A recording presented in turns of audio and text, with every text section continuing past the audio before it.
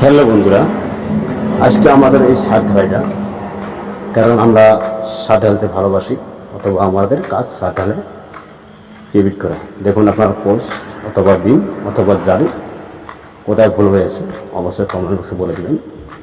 আর লগতে আমরা প্রত্যেকটা মিস্ত্রিকে একটা একটা করে আমরা জালি হারাবো, যে জালের কারণটা কি, যে ফক জালি অথবা বিভিন্ন জালি আছে, বিভিন্ন ধরনের জালিগুলো কিসের জন্য হয়। এটা আমি কেরিং গাড়ি মেরেছি, কেরিং গাড়ি কিসের জন্য দিয়েছি, অবশ্যই কেরিং গাড়ির কারণটা আছে। কেরিং গাড়ির কারণটা হলো কি, যে আমরা সেই কেরিং গাড়ি দিই সেখানে বহুত ভেজালি বস্তু আছে।